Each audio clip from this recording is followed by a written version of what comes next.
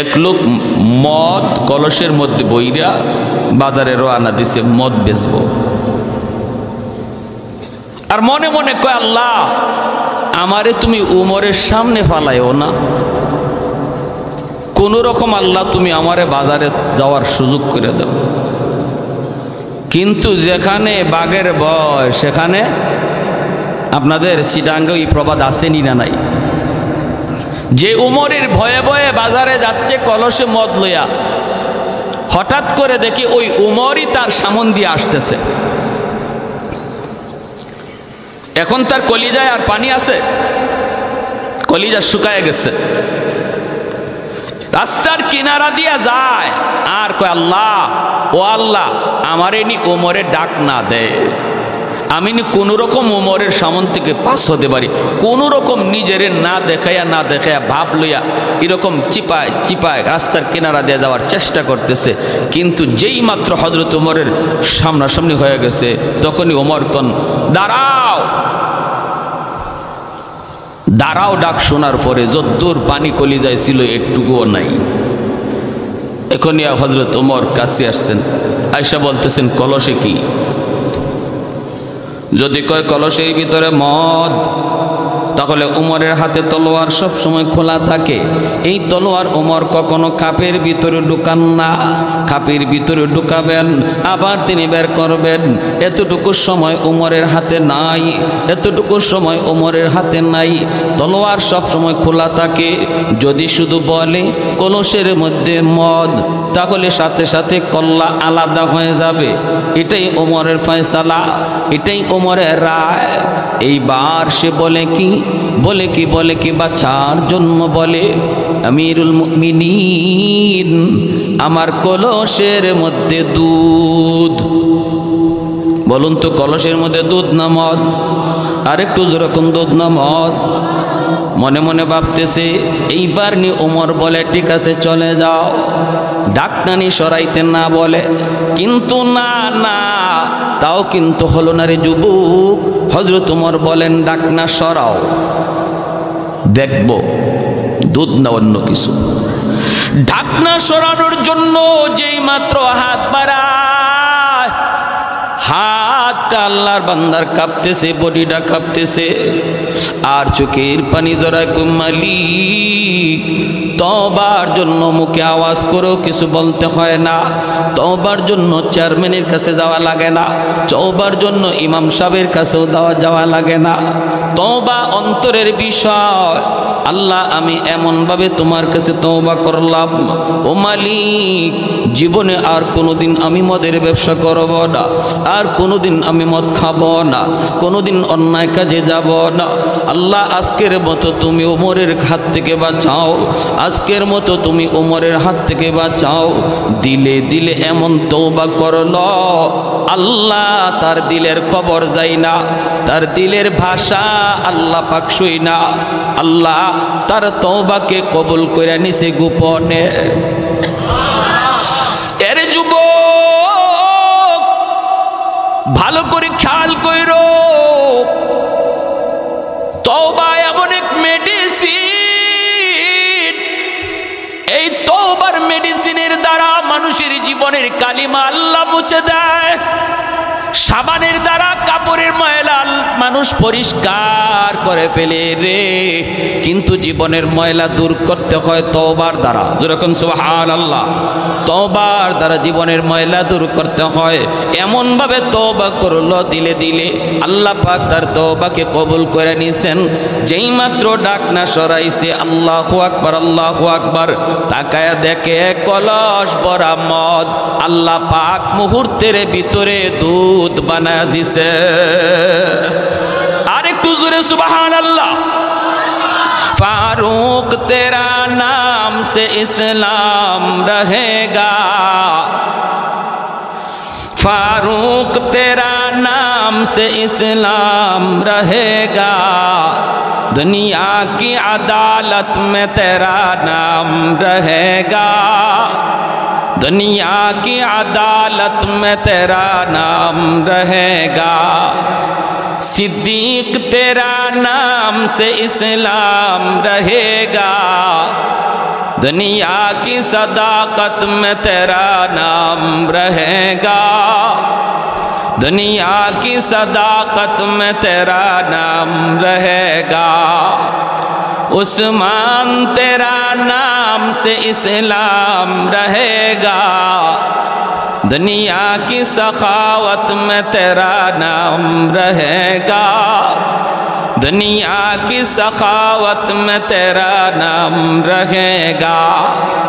हैदर तेरा नाम से इस्लाम रहेगा, दुनिया की शजाअत में तेरा नाम रहेगा। मुआविया तेरा नाम से इस्लाम रहेगा, दुनिया की सियासत में तेरा नाम रहेगा। एक तो जोरे सुरे बोली अल्लाहु अकबर, मुसलमाনের आवाज़े अल्लाहु अकबर। এজন্যই হযরত ওমর বলেন, মায়ার নবী গো, আপনি ওসমান গনিরে পাঠান গো নবী, মনে হয় ওসমান গেলে পরে আপনার উদ্দেশ্য বেশি হাসিল হবে। ওসমান গনি তিনি চলে গেলেন মক্কায়। আবু সুফিয়ানের সঙ্গে সাক্ষাৎ হলো, দেখা করলেন। দেখা করে বলতেছেন, লিডার মায়ার নবী দয়ার নবী আমাদেরকে নিয়ে তিনি হুদায়বিয়ায় অবস্থান করতেছেন। আমরা এসেছি শুধু আল্লাহর ঘর তওয়াফ করার জন্য, ভিন্ন কোনো উদ্দেশ্য নয়। আপনি আমাদেরকে ঢুকতে দিবেন কি না? আবু সুফিয়ান তখনও তিনি কালেমা পড়ে মুসলমান হন নাই। পরবর্তীতে যেদিন মক্কা বিজয় হয় ওই দিন আবু সুফিয়ান তিনিও কালেমা পড়ে মুসলমান হয়েছেন। ওতে বেশি কিছু বলা যাবে না। আবার মায়ার নবীর সাথে সম্পর্ক আছে। নবীজি হলেন আবু সুফিয়ানের জামাই, আর আবু সুফিয়ান হলেন মায়ার নবীর শ্বশুর। নবীজির একজন পবিত্র বিবি, নাম হলো উম্মে হাবিবা। এই উম্মে হাবিবার বাবা হলো আবু সুফিয়ান। আবু সুফিয়ান একদিকে মায়ার নবীর কঠিন থেকে কঠিন দুশমন, অন্যদিকে আবু সুফিয়ানের কলিজার টুকরা মেয়ে উম্মে হাবিবা, আমার মায়ার নবীর পবিত্র বিবি। শ্বশুর জামাই, বুঝেননি আপনারা? আবু সুফিয়ান ডাক দিয়া কয়, উসমান, মুহাম্মদকে আমরা কখনো মক্কায় ঢুকতে দেব না, মুহাম্মদকে কখনো মক্কায় ঢুকতে দেব না। তোমার যদি মন চায় বাইতুল্লাহ তওয়াফ করার, তুমি তওয়াফ করে চলে যাও, তোমাকে আমরা 1000 বার তওয়াফ করার অনুমতি দেব, কিন্তু মুহাম্মদকে একবারও দেব না। উসমান গনি বলে, কস কি তোরা? আমার নবীকে সারা আমি উসমান 1000 বার তওয়াফ করলেও এটা ইবাদত হবে না, কারণ যেই ইবাদতে আমার নবীর মর্জি নাই, নবীর অনুমতি নাই, এটা কোনো দিন ইবাদত হতে পারে না। ঠিক না? ইবাদত তখনই ইবাদত যেটাতে নবীর মর্জি পাওয়া যায়, আমার নবীর সুন্নত তরিকা পাওয়া যায়, সাহাবায়ে কেরামের আমলের নমুনা পাওয়া যায়, এর নাম হলো ইবাদত। উসমান গনি বলতেছেন, আমি 1000 বার তওয়াফ করলো, এই তওয়াফ হিসেবে গণ্য হবে না, এটা সওয়াব হিসাবে হবে না, কারণ নবী আমাকে একা একা তওয়াফ করতে পাঠান নাই, নবী পাঠাইছেন তোমার সাথে আলোচনা করার জন্য, আলোচনা করার জন্য। ভাইরা, এইদিকে আলোচনা চলছে, এইদিকে আলোচনা চলছে, বুঝ পরামর্শ চলছে, আর শয়তান তাকায়া দেখে লাগে না, লাগে না, লাগে না। শয়তানের ইচ্ছা তো হলো লাগায় দেওয়া, ঝগড়া বাঁধায় দেওয়া। শয়তান কয়, এখানে পারবো না, উসমান আর আবু সুফিয়ানের মাঝে ঝগড়া লাগাইতে পারলাম না, দেখি অন্য কোনো পন্থায় লাগানো যায় কি না। ইবলিস মানুষের সুরত ধরে চলে আসলো হুদায়বিয়ায়। হুদায়বিয়ায় আইসা মানুষের সুরত ধরে এক কোণার মধ্যে বসে বসে ফুফায়া ফুফায়া কান্দে। আল্লাহর নবী রহমতের নবী ইবলিসকে মায়ার নবী চেনেন নাই। নবীজি যায় জিজ্ঞেস করেন, কে গো তুমি? তোমাকে কোনোদিন দেখলাম না, কেন তুমি এই জায়গায় কান্দ? এমনি পরিচয় দিয়া বলতেছে, মায়ার নবী গ, আমি কেন কান্দি যদি আপনাকে বলি তাহলে আপনি ঠিক থাকতে পারবেন না। পরিচয় তোমার কে? কয়, আমার পরিচয় যাই না, লাভ নাই। আমি মক্কা থেকে এসেছি এবং মক্কায় দেখে এসেছি আপনার প্রাণের সাহাবী উসমান গনিকে মক্কার কাফিররা হত্যা করে ফেলেছে। নাউজুবিল্লাহ। অথচ আল্লাহর নবী সাহাবী ওসমান গনিকে ওরা হত্যা করে নাই, ঠিক না? হত্যা করে নাই, আলোচনা চলছে। ভাইয়েরা বন্ধুরা, মায়ার নবী, দয়ার নবী, তিনি মনের ভিতরে কষ্ট পেয়ে গেলেন, কারণ ওসমান আসতে দেরি হইতেছে। আল্লাহর নবী মনে মনে ভাবতেছেন, মনে হয় তাহলে আমার ওসমানকে মেরেই ফেলেছে, তাহলে আসে না কেন? নবীজি ভাবতেছিলেন এটা, এর ভিতরে খবর দেয় ইবলিসে হত্যা করে ফেলেছে। নবীজি ভীষণ কষ্ট পেলেন। পাওয়ারই তো কথা, কারণ দূত হত্যা করা শুধু মুসলমানের আইনা নয়, আন্তর্জাতিক নীতিমালায়ও দণ্ডনীয় অপরাধ। দূতের কোনো দোষ নাই, দোষ যদি হয় তাহলে হবে যে পাঠাইছে তার, ঠিক না? যারে বাহক হিসাবে পাঠানো হয়েছে, বাহকের কি দোষ? অপরাধ যদি হয়ে থাকে, দোষ যদি হয়ে থাকে, যে পাঠাইলো তারে কিছু বলো। আল্লাহ নবী ভীষণ কষ্ট পেলেন, কারণ নবী তো আর গায়েবের খবর জানেন না, আল্লাহ না জানাইলে নবী জানেন না। এজন্য আল্লাহর নবী সাথে সাথে এই শয়তানের কথায় বিশ্বাস করে ফেলছেন। নবী তো আর জানেন না এ যে ইবলিস, এ যে শয়তান, গায়ে তো লাগাইতে চায়। ইবলিসের কামই শুধু মানুষে মানুষে ঝগড়া লাগাইয়া দেওয়া, ঠিক কিনা?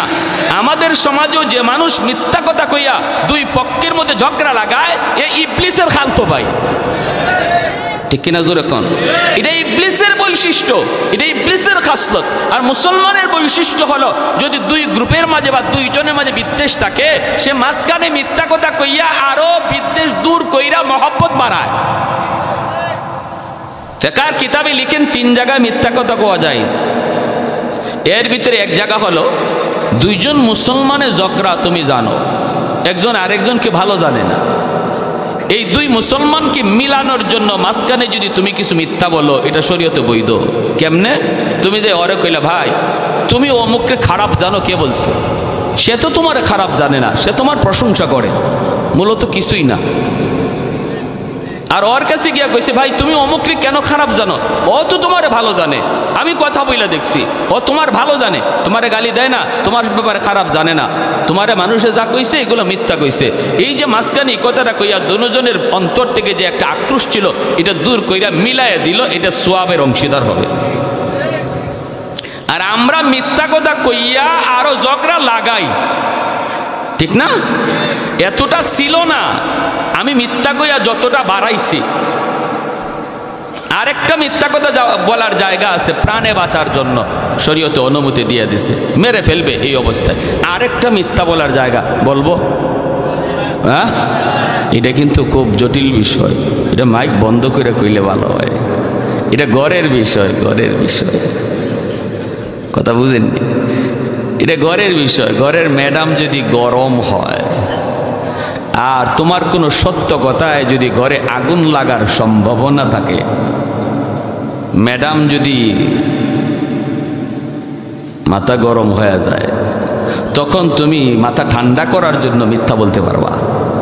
যেমন শাড়ি তুমি কিনছো 500 টাকা দিয়া, এখন ঘরে যদি এসে বলো শাড়ির দাম 500, তাহলে যদি বুঝো যে না বেজাল বাড়বে, 500 বললি, তোমার জন্য লুঙ্গি কিনো আর প্যান্ট কিনো আর শার্ট কিনো 1500 2000 টাকা দিয়া, আর আমার জন্য শাড়ি কিনতে 500 আর 600 নেও, এই শাড়ি তুমি যে পরো, আমার পরা লাগবে না, তুমি পরো। এই ধরনের কোনো ভয় যদি থাকে, তখন তুমি ঘরে আইসা বলতা শাড়ির দাম 2000। এখন কাম হয়েছি না, কইছিলাম নি মাইক বন্ধ করে কইতাম। এখন তো আপনারা ঘরে সত্য কথা কইলেও বিশ্বাস করবে না, হাসা কথা কইলেও এখন মিছা মনে করবে, ঠিক না? আমার ভাইয়েরা বন্ধুরা, যুবক, আমি লম্বা টান দিতে পারবো না, আওয়াজও চড়াইতে পারবো না, কারণ একটু পরপরই আমার গলা শুকায় আসতেছে মাইকের কারণে। একটু মনোযোগ আমার দিকে, নরমাল সুরে কিছু কথা বলবো, একটু দিল দিয়া শুনেন। আল্লাহর নবী, রহমতের নবী বলতেছেন, সাহাবীরা, আমার ওসমানকে যারা হত্যা করেছে, বিচার না নিয়ে আমি মদিনায় যাব না। তোমরা কে কে আমার হাতে হাত রেখে বায়াত নিবা? কে কে হাতে হাত রেখে বায়াত নিবা? ওসমান হত্যার বদনা না লইয়া আমি মদিনার দিকে রওনা দিব না রে। সাহাবায়ে কেরাম আল্লাহর নবীর হাতে হাত রেখে বায়াত নিলেন। ওই বায়াতটার নাম হলো ইসলামের ইতিহাসে হুদায়বিয়ার সন্ধির বায়াতের দোয়া। দ্বীনের নবী, মায়ের নবী বলেন, সাহাবীরা, তোমরা আমার হাতে হাত রেখে বায়াত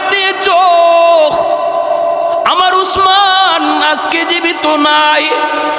যদি আমার উসমান থাকতো তাহলে উসমানের হাতটাও তো আমার হাতে লাগতো।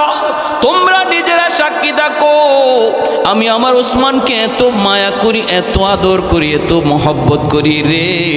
আমি নবীর দুইটা হাতের মধ্যে একটা হাত আমি নবীর হাত, আরেকটা হাত হলো আমার উসমানের হাত। নিচের হাতটা হলো আমি নবীর হাত, উপরের হাতটা হলো উসমানের হাত। যেই মাত্র এই খবর আবু সুফিয়ানের কাছে চলে গেল, নবীজি সাহাবায়ে কেরামের হাতে হাত রেখে উসমান হত্যার বদলা নিতে চান। আবু সুফিয়ান সাথে সাথে কয় কি, আমরা তো উসমানকে হত্যা করি নাই, মুহাম্মদকে এই খবর দিল কে? তাড়াতাড়ি করে চলো মুহাম্মদের কাছে যাই। উসমান গনিকে সাথে নিয়ে ওরা চলে আসলো হুদাইবিয়া নামক জায়গায়। আইসে বলতেছে, কে বলছে আপনার আমরা উসমান হত্যা করেছি? এই যে নেন আপনার উসমানকে। আল্লাহর নবীর সামনে উসমানকে তারা অক্ষত অবস্থায় ফিরাইয়া দিল। আল্লাহু আকবার। এইবার দ্বীনের নবী, মায়ার নবী বলতেছেন, আমরা মক্কায় ঢুকবো আল্লাহর ঘরখানে কাবা তওয়াফ করার জন্য, তোমাদের কোনো বাধা আছে? আবু সুফিয়ান কয়, হ বাধা আছে। এই বৎসর তোমরা মক্কায় ঢুকতে পারবা না, এখান থেকে তোমরা মদিনায় চলে যাও। সংক্ষেপে বলি, মোটামুটি সবার জানা উদ্দেশ্য আমার সামন্দিকে আল্লাহর নবীকে ওই অবস্থায় আবু সুফিয়ান কয়, না তোমরা এই বৎসর মদিনায় চলে যাও, আগামী বৎসর আসবা উমরা করার জন্য, এই বৎসর মক্কায় ঢুকতে দেওয়া হবে না। একটা সন্ধি হোক এই মর্মে একটা সন্ধি হোক লিখনি। এই সন্ধির মধ্যে আল্লাহর নবীর সাথে আবু সুফিয়ানের একটা লিখিত চুক্তি হয়। এই চুক্তির মধ্যে যতগুলি পয়েন্ট, প্রতিটা পয়েন্ট ছিল দুশমনদের পক্ষে, মক্কার মানুষদের পক্ষে, নবীজির বিপক্ষে। এক নম্বর সন্ধির প্রস্তাবটা ছিল, এই বৎসর উমরা করা যাবে না, এখান থেকেই তোমাদেরকে রিটার্ন মদিনায় চলে যেতে হবে। আল্লাহর নবী বলেন, ঠিক আছে লেখো।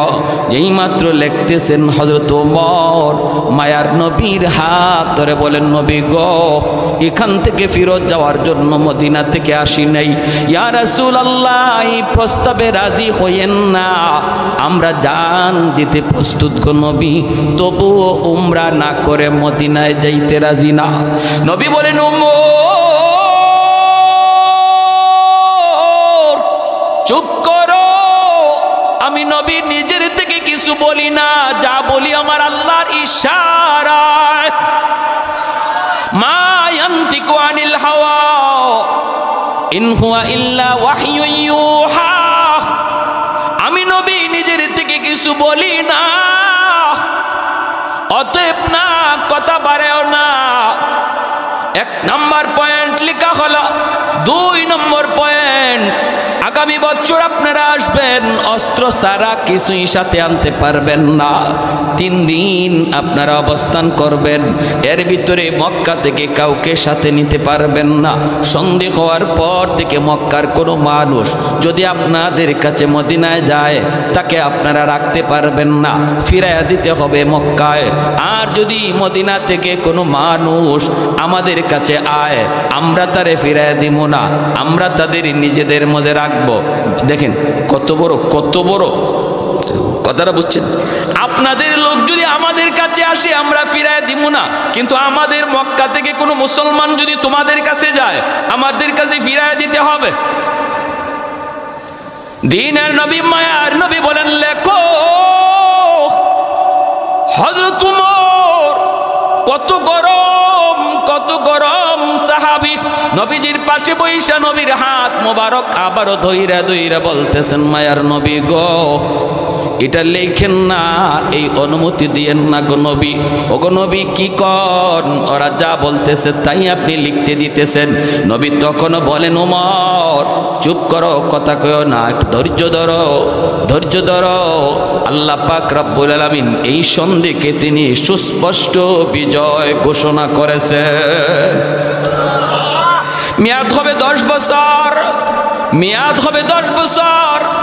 10 বছরের ভিতরে মক্কার মানুষ মদিনায় যাবে, মদিনার মানুষ মক্কায় আসবে, ব্যবসা বাণিজ্যের সুবিধার্থে একজন আরেকজনের সাথে কথা বলবে, লেনদেন হবে।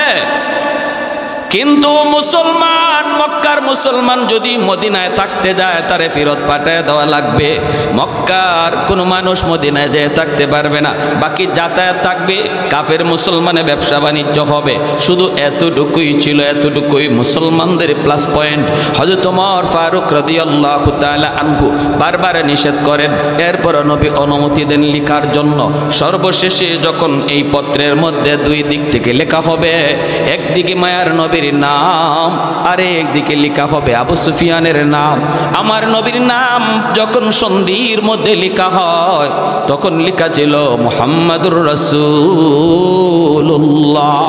এই তুমি বেরো না, মুহাম্মাদুর রাসূলুল্লাহ আমার নবীর নাম লেখা হয়, আর ওই দিকে আবু সুফিয়ানের নাম। হঠাৎ করে বেঈমানরা আবদার করে বসলো, অবজেকশন করে বসলো, মুহাম্মদ সন্ধির মধ্যে যদি তোমার নামের শেষে রাসূলুল্লাহ শব্দ থাকে তাহলে আর সন্ধি করে কি লাভ? আমরা তো রাসূলুল্লাহ শব্দটাই মানি না। যদি এই সন্ধির মধ্যে রাসূলুল্লাহ শব্দ থাকে আর আমাদের স্বাক্ষর থাকে তাহলে তো আমরা মাইনা নিলাম। অতএব রাসূলুল্লাহ শব্দ লেখা যাবে না, লিখতে হবে মুহাম্মদ ইবনে আব্দুল্লাহ, আব্দুল্লাহর বেটা আব্দুল্লাহর বেটা মুহাম্মদ, এইভাবে লিখে সন্ধি লিখতে হবে। আল্লাহর নবী রহমতের নবী বলতেছেন, আলী রাসূলুল্লাহ শব্দ কেটে দাও রে। হযরত আলী তখন চোখের পানিটা সাইরা কলমটা এই জায়গায় রাইখা বলেন, মায়ার নবী গো, আমি আলীর হাত আপনি কাইটা ফালায় দেন, আমি সহ্য করব, মাইনা নিব, কিন্তু এই হাত দিয়া আমি রাসূলুল্লাহ কাটতে পারবো না।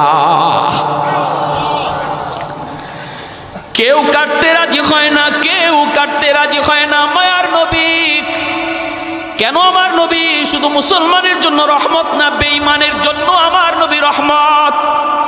ঠিক কিনা জোরে কোন?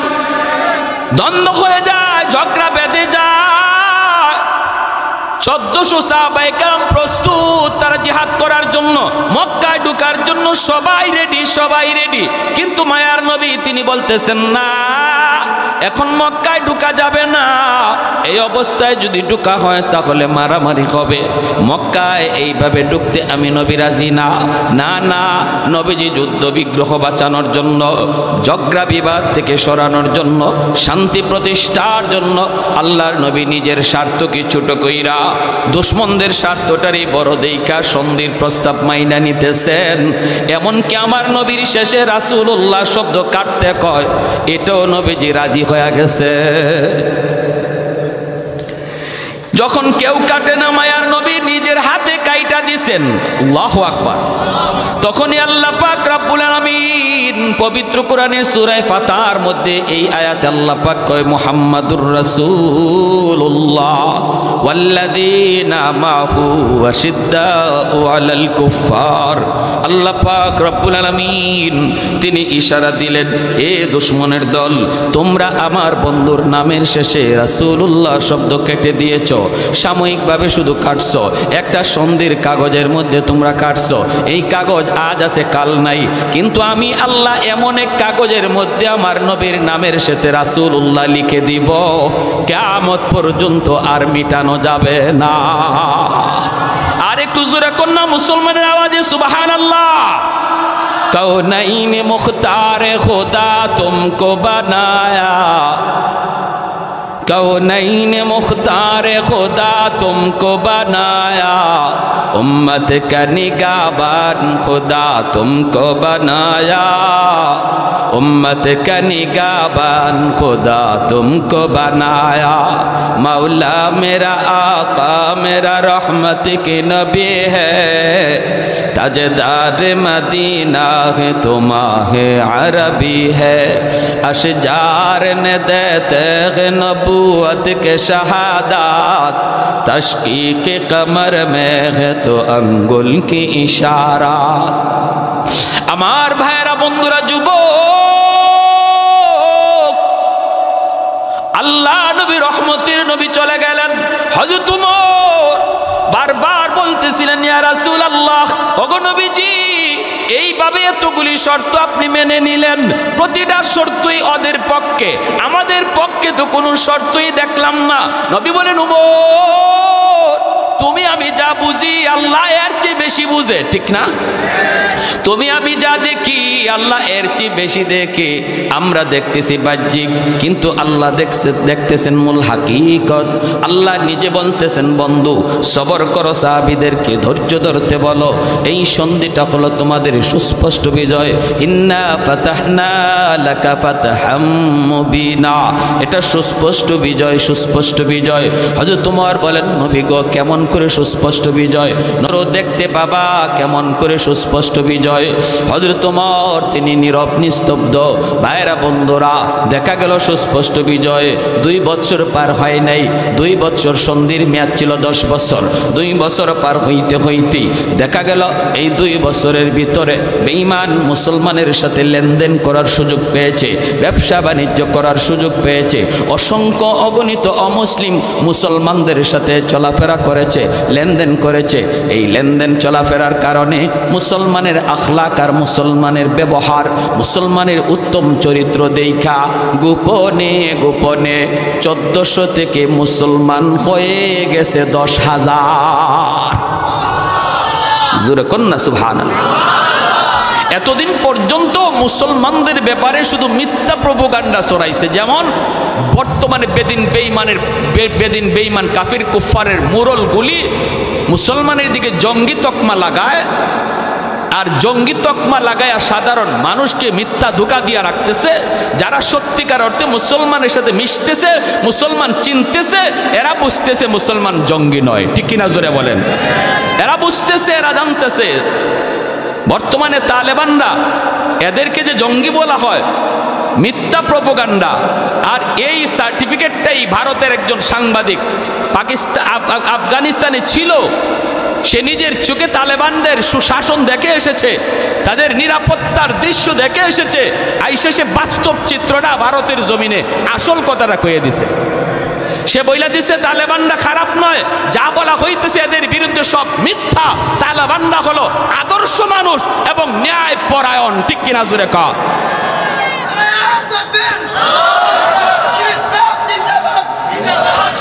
প্যারে হাজিরিন, এজন্য মিথ্যা গুজবে কান দেওয়া যাবে না। আমার নবীর বিরুদ্ধে আবু জাহেল মিথ্যা গুজব রটাইছিল, আর এই 2 বছরে মুসলমানদের সাথে মিলামিশা করার সুযোগ পাইছে সন্ধির কারণে।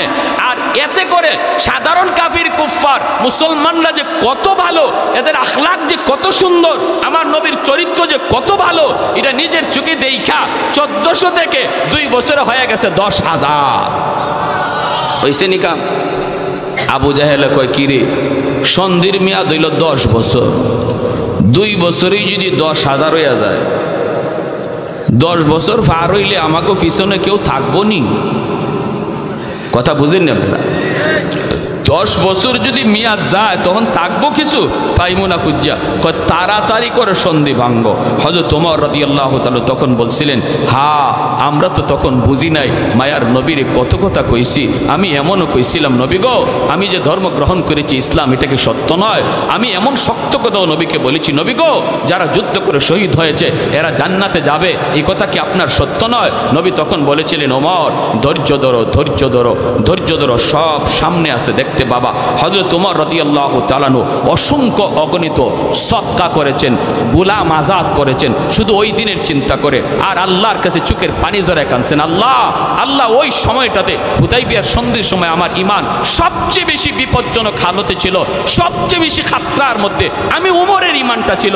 আল্লাহ ওই সময় আমার ঈমান যাওয়ার হালত ছিল, আমি কত বড় ভুল করে ফেলতাম।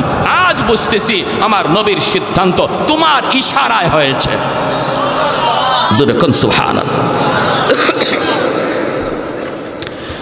দিনের নবী, মায়ার নবী, রহমতের নবী 2 বছর পরেই যখন আবু জাহেল জানায় দিল, আবু জাহেল নয়, আবু জাহেল তো শেষ, আবু সুফিয়ান যখন জানাইলো আমরা সন্ধি মানি না, আল্লাহর নবীর সাথে সাথে সন্ধি ভঙ্গ করার পর মক্কা বিজয়ের প্রস্তুতি নিলেন। 10,000 সাহাবায়ে কেরাম নিয়ে মায়ার নবী মক্কার উপকণ্ঠে নবী হাজির হয়ে গেলেন। হাজির হয়েই নবী অবস্থান করলেন সমতল জায়গায়। আবু সুফিয়ান খবর পেয়ে গেল নবী মক্কা দখল করার জন্য তিনি রেডি। মক্কার কাছাকাছি চলে এসেছেন, কিন্তু কি পরিমাণ লোক আল্লাহর নবীর সাথে এনেছেন রে, আবু সুফিয়ান জানে না, মক্কার কাফেররা তারাও জানে না নবীর সাথে কি পরিমাণ লোক আছে। আবু সুফিয়ান রাতের অন্ধকারে একজনকে পাঠাইল, যা একটু দেখ মুহাম্মদের সাথে কি পরিমাণ লোক আছে। আল্লাহর নবী সাহাবায়ে কেরামদেরকে বলেন, সাহাবীরা রে, সন্ধ্যা হয়ে গেছে, এখন আমরা মক্কায় ঢুকবো না। রাতের অন্ধকারে যদি মক্কায় ঢুকি, আবু সুফিয়ান আর মক্কার মানুষগুলি তারা যদি আমাদেরকে বাধা দেয়, তাহলে তো আমরা প্রতিহত করব।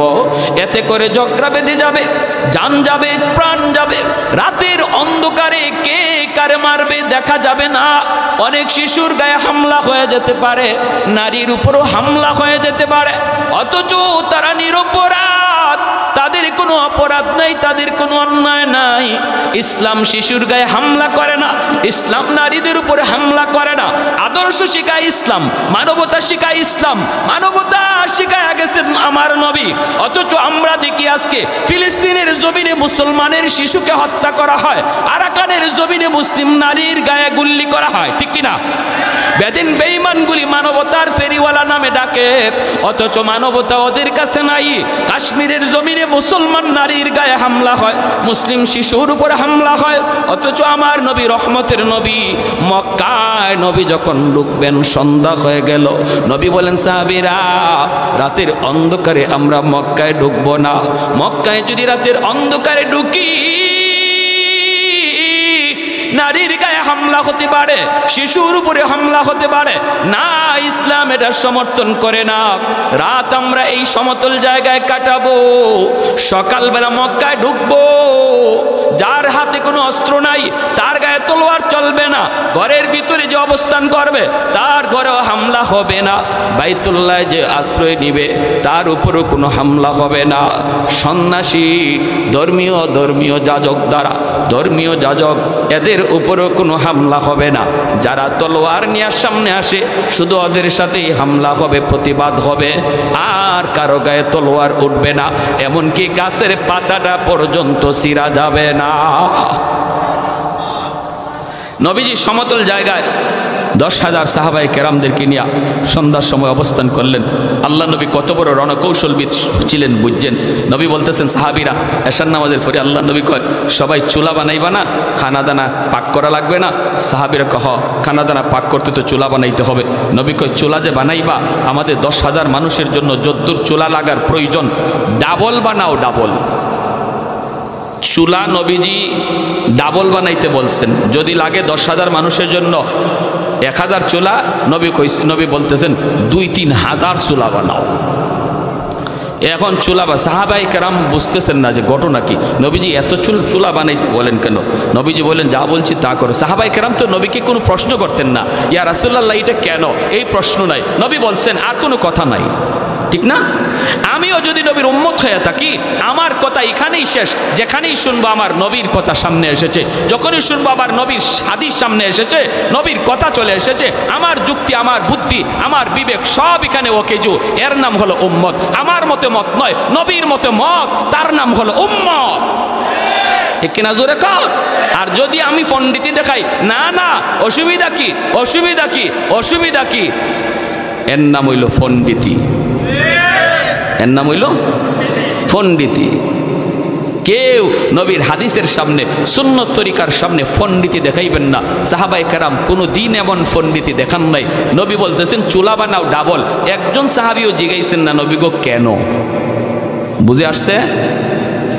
এরপর আল্লাহ নবী বলে, শোনো, রাতের বেলা তো বাথরুমও লাগবে, বাথরুম বানাইবা আমাদের যা প্রয়োজন এর চেয়ে অর্ধেক কম। বাথরুম যদি লাগে 1000, বানাও 500। এখানেও সাহাবীরা জিগান না কেন, কেনটা পরে বুঝছেন।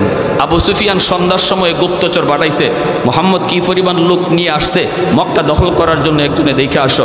এ পাহাড়ের উপর থেকে আসার পরে যখন ময়দানের দিকে তাকাইছে, এই টাইমটাতে সাহাবায়ে কেরাম চুলায় আগুন জ্বালাইছেন খানা পাকানোর জন্য। এখন চুলা ডাবলের ডাবল, সব চুলায় যখন আগুন জ্বলছে, এই গুপ্তচরে পাহাড়ের উপর থেকে কয়, আস্তাগফিরুল্লাহ, আমি মানুষ গণমু কখন, চুলা গই নেই তো কুল পাই না। আমার এই লিডারে ফাটাইলো মানুষ গণবো, মানুষ আমি কবে গণবো? হে দেখে পুরা ময়দান খালি আগুন আর আগুন, দৌড় দিছে পিছনে ব্যাগ গিয়ার গিয়ে ওই লিডার কয়, লিডার খবর বড় জটিল খারাপ। কয় কি হইছে? কয় মুহাম্মদ যে কি পরিমাণ লোক সাথে লইয়া আইছে এর হিসাব নাই। কেন কস না? কস না তুই কত? 5,000, 2,000, 10,000, 20,000? আরে রাখো তোমার 10,000, 20,000, চুলাই তো আছে 10-20,000, চুলাই তো আছে 10-20,000। মানুষ নিচে 50-60,000 কম হবে না। এক চুলার মাঝে কি একজনের খানা ফাঁকায়? এক চুলার ভিতরে 10 জন 20 জনের চুলা ফাঁকায়। আমি চুলা গণ্যা শেষ করতে পারি নাই। আবু সুফিয়ান কয় আস্তাগফিরুল্লাহ, ভগবান রাম রাম রাম, কোন কাম হয়? রাম রাম রাম কোন কাম হয়? শেষ সাথে পাঠাইছে গুপ্তচর আরেকটা সিআইডি, কয় তুই যাই একটু দেখে আয় তো, এই আগ্রাইতে যে খবর দিল এর খবর সঠিক না বেঠিক? আরে সকালবেলা যে যুদ্ধ করব আগে তো বুঝতে হইব শত্রু দুশ্মনের তাদের শক্তি কেমন, জনবল কেমন, এটা তো বুঝে যুদ্ধ করা লাগবে। তুই একটু দেখে আয় না আগ্রাইতে হেজে রিপোর্ট দিল এটা সঠিক না বেঠিক। এ যে টাইমে গেছে এই টাইমে ঘুম থেকে সাহাবায়ে কেরাম উঠা সবাই বাথরুমের সামনে গিয়ে লাইন ধরছে। বাথরুম তো নবী বলছেন যা লাগে এর চেয়ে অর্ধেক কম বানাও। এখন বিশাল লাইন এক এক বাথরুমের সামনে। ইস্তেমার ময়দানে দেখছেন না হালত কি হয়? পাহাড়ের উপর থেকে ছায়া কয় রাম রাম রাম রাম। আমি মানুষ গণমু কখন? বাথরুমের সামনে যে হাজারে বিজারে খাড়াই রয়েছে, সবার তো আর বাথরুমে ধরছে না। যদি এক তাবুতে 50 জন থাকে, আইসে মাত্র 2 জন বা 3 জন বাথরুমও, বাকি 40 জনই তো তাবুতে রয়েছে। হাই রে হাই, কার সাথে কি যুদ্ধ করব? ইয়েও দিছে পিছনে ব্যাগ গিয়ার, যা উস্তাদ খবর বড় জটিল খারাপ, কি পরিমাণ লোক মোহাম্মদের যে সাথে লই আইছে এর হিসাব নাই। বলে কস না তুই কি পরিমাণ? কয় হ্যাঁ কি পরিমাণ কইছে? কয় হ্যাঁ তো কইছে 40-50,000 আইব। কয় দূর রাখো, বাথরুমের সামনেই তো 40,000 খারাই দিছে। আবু সুফিয়ান কয় যার যার জান বাঁচা, আমি আমার জান বাঁচাই। ওই দেখেন, এজন্যই পৃথিবীর বড় বড় গবেষক, শ্রেষ্ঠ রণকৌশলবিদ যদি পৃথিবীর ইতিহাসে কেউ থাকে, সেই গবেষণায় আমার নবীর নাম সবার আগে উঠছে। আমার নবীর নাম সবার উপরে। পৃথিবীর শ্রেষ্ঠ রণকৌশলবিদ, যুদ্ধের কৌশল পৃথিবীতে কে সবচেয়ে বেশি জানতেন, এই ইতিহাস যখন বেঈমানরা লিখছে সেখানেও আমার নবীর নাম সবার আগে। সুবহানাল্লাহ। কোন নবীর উম্মত হইছো এই খবর তোমার নাই, তুমি আসো বান্দরের বাচ্চা হইবার লাগি ভাগল। হাই রে বান্দরের বান্দর, আমি যে কি এটা আমি জানি না, আমার পরিচয় আমি জানি না। এই হলো আমাদের হালত। আর খালি বান্দরে কইয়া কি লাভ? মুসলমানের বাচ্চারাও তো আছে। এই কিছুদিন আগে আর্জেন্টিনা ব্রাজিল গেছে না, কত যে মেসির উম্মত খারাইছে রাস্তায়, আর কত নেইমারের উম্মত যে খারাইছে। কি জবাব দিবা, কি জবাব দিবা? যে নবীর উম্মত তুমি, এই নবীর কথাগুলি শোনো, নিজের ওইভাবে তৈরি করো, আমার নবীর রঙে রঙিন বানাও, নবীর উম্মত দাবি করার মতো নিজের সুরতটা তৈরি করো, দেখবা আল্লাহ খুশি হয়ে যাবে। আর আল্লাহ যদি খুশি হয়ে যায়, বদরের ইতিহাস আবার ফিরে আসবে ইনশাআল্লাহ। বদরের ইতিহাস আবার ফিরে আসবে। হাতের খেজুরের ডাল তলোয়ার বানায় দিবে কে? মাটির চাকা আমাদের হাতে বোমা বানায় দিবে কে? এই ক্ষমতা আল্লাহর আসেনি না নাই? দুশ্মন অ্যাটম বোমার মালিক হতে পারে, পারমাণবিক বোমার মালিক হতে পারে দুশ্মন, কিন্তু যদি আল্লাহকে আমরা রাজি করতে পারি আর আল্লাহর পাশে নিয়ে ময়দানে নামতে পারি, দুশ্মনের পারমাণবিক বোমা মুসলমানের ক্ষতি করতে পারবে না। আফগানের জমিনে বলেছে, নাবিকরা বলেছে, তাদের পাইলটরা বলেছে, জঙ্গি বিমান নিয়ে আফগানের মাটিতে এসেছে বোমা নিক্ষেপ করার জন্য। ওই জঙ্গি বিমানের পাইলটরা কয় আমরা বোমাগুলি আফগানে ফালাই, আর দেখি শূন্যের মধ্যে একজন মানুষ বোমাগুলা এক হাতে লুপে ফেলে। আমাদের ফালানো বোমা হাতে লুপে সাগরে নিক্ষেপ করে, একটা বোমাও আফগানের মাটিতে ফালাইতে পারি নাই। এই রিপোর্ট যখন বাইডেনকে দেয়, জো বাইডেনকে, তখনই জো বাইডেন বলে আফগান থেকে সৈন্য প্রত্যাহার করো, কারণ আফগানে তালেবান তাদের শক্তি নিয়ে মাঠে নামে নাই, তারা এক অদৃশ্য শক্তি নিয়ে মাঠে নামছে। প্যারে হাজরিন, তুমি সেই জাতি, সেই জাতি তুমি, তোমার পিছনে আল্লাহর গাইবি হাত, এই কথাটা তুমি ভুলে গেছো। এজন্য তুমি ভারতকে পাশে চাও, রাশিয়ারে পাশে চাও, আমেরিকারে পাশে চাও, চীনকে পাশে চাও, আর আল্লাহ নারাজ হয়ে বসা। আল্লাহকে বান্দা তুই কারে পাশে টানোস? তুই ওদেরকে সার, আমি আল্লাহ তোর পাশে কিনা এটা দেখ। যদি আমি তোর পাশে থাকি, তামাম দুনিয়ার দুশ্মন তোর মোকাবেলায় দাঁড়িয়ে যাক, কোনো ক্ষতি করতে পারবে না। আমি আল্লাহ একাই যথেষ্ট। আওয়াজ দিয়া কোন ঠিক কিনা? পশ্চিমাদের চোখ পড়েছে কাবা গড়ের প্রান্তরে, ব্রিটিশ দালাল দল বেঁধেছে ধ্বংস করতে চায় কারে। পশ্চিমাদের চোখ পড়েছে কাবা গড়ের প্রান্তরে, ব্রিটিশ দালাল দল বেঁধেছে ধ্বংস করতে চায় কারে। আল্লাহ পাকের ঘর, তোর সাহস থাকলে ধর, ঠিক কিনা? আল্লাহ পাকের ঘর, তোর সাহস থাকলে ধর। দু জাহানের মালিক যিনি, পবিত্র কাবা। ওই আরবের দিন বাঁচাতে সত্য ন্যায়ের মুক্তি চাই, মুহাম্মাদের বাহিনী আজ আসলে তোদের রক্ষা নাই। ওই আরবের দিন বাঁচাতে সত্য ন্যায়ের মুক্তি চাই, মুহাম্মাদের বাহিনী আজ আসলে তোদের রক্ষা নাই। মুহাম্মাদুর রাসূলুল্লাহর বাহিনী আসেনি, হাত উঠে বলো আসেনি।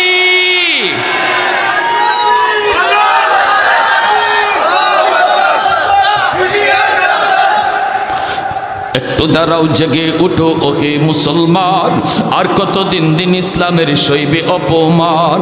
একটু দাঁড়াও, জেগে উঠো ওহে মুসলমান, আর কতদিন দিন ইসলামের সইবে অপমান। রক্ত দিয়ে পবিত্র ওই মক্কা মদিনা, সেই জমিনে সিনেমা হল চলতে পারে না। আরেকটু জোরে, আরেকটু জোরে, ঠিক কিনা?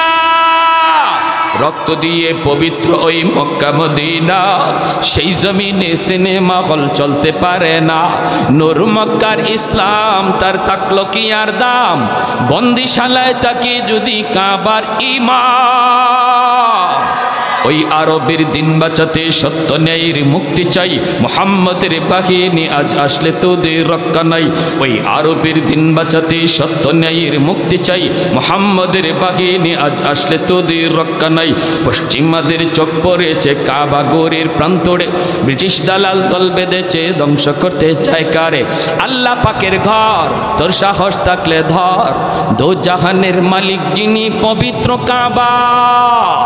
ওই আরবের দিন বাঁচাতে সত্য ন্যায়ের মুক্তি চাই, মুহাম্মাদের বাহিনী আজ আসলে তোদের রক্ষা নাই। মুহাম্মাদুর রাসূলুল্লাহর বাহিনী আসেনি, হাত উঠে বলো আসেনি। একটু জোরে কোন আল্লাহু আকবার, আরো জোরে আল্লাহু আকবার। দ্বীনের নবী, মায়ার নবী,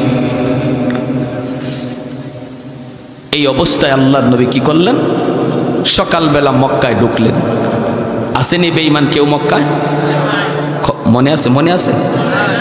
নেতাই যদি কয় তোরার জান তোরা বাঁচা, আমার জান আমি বাঁচাই, তাইলে কর্মী আর মাঠে থাকবে? কি কোন থাকবে? আর আমার ভাইয়েরা, বন্ধুরা, যুবক, আল্লাহর নবী তিনি মক্কায় ঢুকলেন। এই অবস্থায় কেউ নবীর সামনে দাঁড়ায় না, সাহাবায়ে কেরামের সামনেও কেউ দাঁড়ায় না। আল্লাহর নবী মক্কায় ঢুকে বলতেছেন, সাহাবীরা, এতদিন পর্যন্ত তোমাদের বাড়ি ঘর, এখন শুনলেন কথাটা, শুনলেন, এখনের কথাগুলো সবচেয়ে ইম্পর্টেন্ট। মুহাম্মাদুর রাসূলুল্লাহ والذين معه أشداء على الكفار رحماء بينهم। কাফের কুফফারদের ক্ষেত্রে নবী গরম, ইমানদারের ক্ষেত্রে নবী নরম। আমার নবী কতটা নরম ছিলেন, কতটা নরম ছিলেন। দুশমনদের সামনে নবী মানবতা দেখাইছেন। আমার নবী শুধু মুসলমানের জন্য রহমতের নবী না, কুল কায়নাতের জন্য রহমত। নবীজি মক্কায় ঢুকলেন, ওই মক্কার মানুষগুলি নবীকে মক্কায় থাকতে দিল না, নবীকে জোর করে মক্কা থেকে বের করে দিল। অথচ জন্মভূমিতে কার না থাকতে মন চায়? এরপরও মায়ার নবীকে জন্মভূমিতে থাকতে দিল না। আল্লাহর নবী সাহাবায়ে কেরামদেরকে ডাক দিয়া বলেন, সাহাবীরা রে, এতদিন পর্যন্ত তোমাদের বাড়িঘর দখল করে রেখেছিল বেঈমানগুলি, মালিক ছিল তোমরা, কিন্তু দখলে ছিল বেঈমান কাফের কুফফারদের। আজ তোমরা বাড়িঘর ফিরে পাওয়ার জন্য মক্কা দখল করো নাই।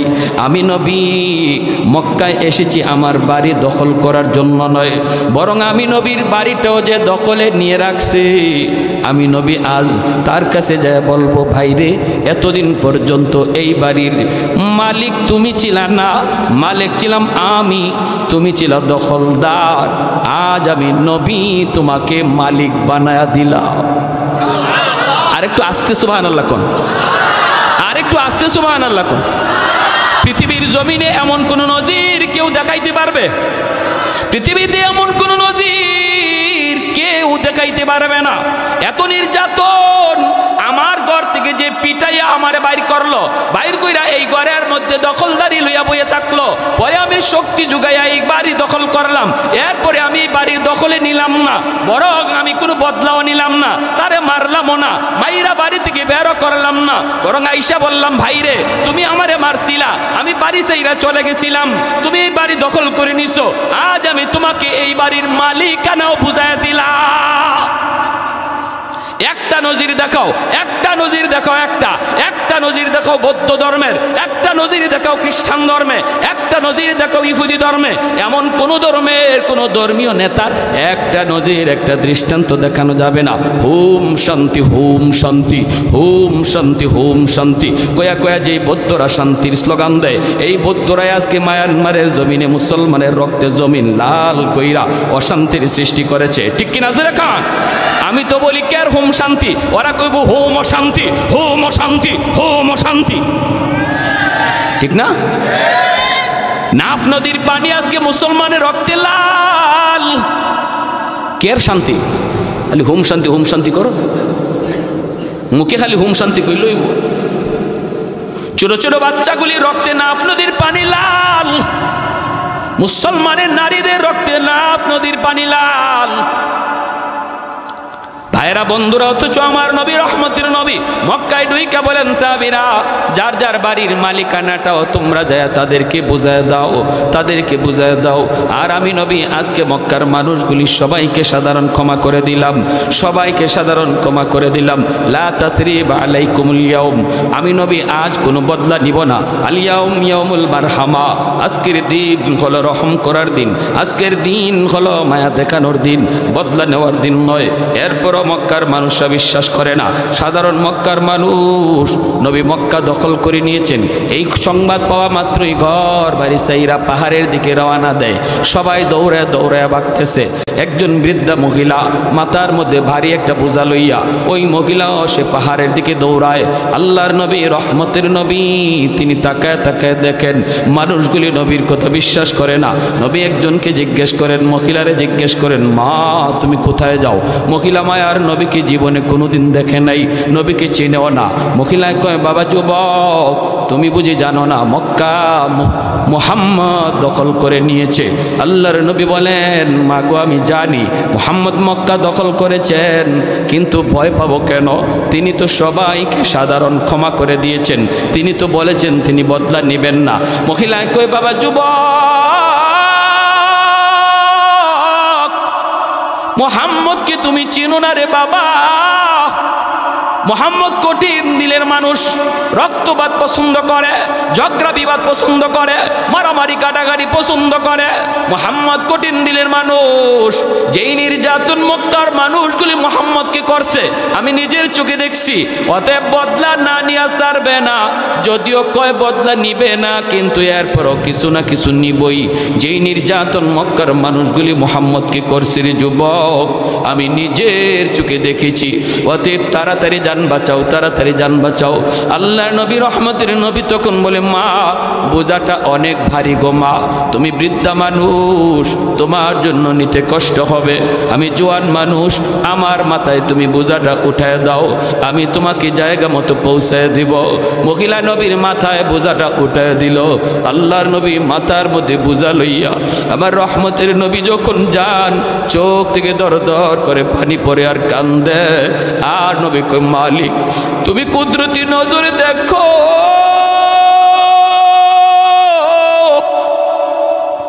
আমি নবী সবাইকে ক্ষমা করে দিয়েছি, এরপর ওরা বিশ্বাস করে না গো আল্লাহ, আমার কোনো দোষ নাই, আমি কো বদলা নেওয়ার কথা বলি নাই গো মালিক। ওরা যে আমার ভয়ে বাড়িঘর চাইরা দিছে, কিয়ামতের ময়দানে এর জন্য আমি নবীরে তুমি পাকড়াও কইরো না। আল্লাহর নবী কয়, মালিক তুমি কুদরতি নজরে দেখো, আমি নবী সবাইকে ক্ষমা করে দিয়েছি, এরপর ওরা বিশ্বাস করে না গো আল্লাহ, আমার কোনো দোষ নাই, আমি কো বদলা নেওয়ার কথা বলি নাই গো মালিক। ওরা যে আমার ভয়ে বাড়িঘর চাইরা দিছে, কিয়ামতের ময়দানে এর জন্য আমি আল্লাহ আমি তোদেরকে বদলার কথা বলি নাই। আমার নবী রহমতের নবী যখন চোখের পানি জড়ায় জড়ায় এই বোঝাটা লইয়ার সামনের দিকে যায়, মহিলা পিছন থেকে মায়ার নবীর জন্য দোয়া করে। যুবক, তুমি তো সাধারণ মানুষ না, তুমি মনে হয় আল্লাহর ফেরেশতা, তুমি মনে হয় ভগবানের পাঠানো কোনো দূত। তোমার মতো যুবক এই জমিনে হয় না। পিছনে তাইকা তাইকা নবীর জন্য দোয়া করতেছে, লম্বা লম্বা দোয়া করে। নবীকে চিনে না, মহিলা নবীকে চিনে না, মনে করছে মক্কার একজন যুবক। পাহাড়ের কিনারায় যাওয়া মাত্র নবী কই মা, মহিলা পিছন দিয়া কই বাবা এখানে রেখে দাও। আমার নবীর চেহারার মধ্যে হাত বুলায়, বাবা এত সুন্দর তোমার চেহারা, এত মায়া তোমার চেহারা। বাবা এখন যে তুমি মক্কায় যাইবা, এই পথ দিয়া যাইও, এই দিকে যাইও না। আল্লাহ নবী বলতেছে জাম্মা আম্মা, মা গো এই দিকে গেলে কি হবে? কয় বাবা এই দিকে গেলে মুহাম্মদের সামনে পড়ার ভয় আছে রে বাজার, এই রাস্তা দিয়ে তুমি যাইও না, এই রাস্তাটা বড় বিপদ, ওই দিকে চলে যাও। আল্লাহ নবী তখন আর কথা বন্ধ করতে পারেন নাই, নবী আর কথা বন্ধ রাখতে পারেন নাই। নবী তখন বলতেছেন মা গো, মুহাম্মদ সম্পর্কে তোমার ধারণা কেমন? কয় মুহাম্মদ তো কঠিন দিলের মানুষ, খালি রক্তপাত পছন্দ করে, খুন খারাপি পছন্দ করে। মায়ার নবীর চোখ থেকে দর দর করে পানি পড়ে, নবী কান্দেন আর পানিগুলি আঙ্গুল দিয়ে মুছেন আর কয় মা, মুহাম্মদ সম্পর্কে তোমার যে এই ধারণা, এটা কি মুহাম্মদ রে কোনোদিন দেইখা তুমি এমনটা মনে করতেছো, নাকি মানুষের কথা শুই না? মহিলা কয় বাবা আমি মুহাম্মদকে কোনোদিন দেখি না, আবু জাহেলের কথা শুই না, আবু সুফিয়ানের কথা শুই না, আমি দেখেছি ওই মক্কার কাফেরগুলির কথা শুই না, ওরা বলছে মুহাম্মদ খুনাখুনি পছন্দ করে। এইবার মায়ার নবী দয়ার নবী চোখের পানিটা মুইসা কয় মা গো, মুহাম্মদকে আর মানুষের কথা শুই না, চিনতে হবে না, আজকে নিজের চোখে তুমি দেইখা চিনে নাও। যেই যুবক এতক্ষণ পর্যন্ত তোমার বোঝা মাথায় লইয়া এই পর্যন্ত পৌঁছায় দিল, আমি সেই যুবক যার নাম হলো মুহাম্মদ। মহিলার সাথে সাথে চিৎকার দেয়া জমিনে পইরা যায়, মায়ার নবীর গলা জড়ায় ধরে বাজান রে, এতদিন পর্যন্ত বেঈমান আমারে কি বুঝাইলো, ওরা কি শুনাইল, আজকে নিজের চোখে মুহাম্মদকে দেখলাম বাবা, আমার বুঝ হয়ে গেছে এই জমিনে তোমার চেয়ে এত সুন্দর মানুষ, এত আখলাকওয়ালা মানুষ, এত নরম দিলের মানুষ আল্লাহর জমিনে আর আরেকজন আছে আমার মনে হয় না। বাবা আমি আর দেরি করতে চাই না, তাড়াতাড়ি আমাকে কালেমা পড়ায়া মুসলমান বানায় দাও। আর একটু জোরে কন্যা সুবহানাল্লাহ, আর একটু জোরে কন সুবহানাল্লাহ। अल्लाहु अकबर। तकबीर में कलमा में नमाजों में यज़ा में, तकबीर में कलमा में नमाजों में यज़ा में है नाम इलाही से मिला नाम मोहम्मद, है नाम इलाही से मिला नाम मोहम्मद।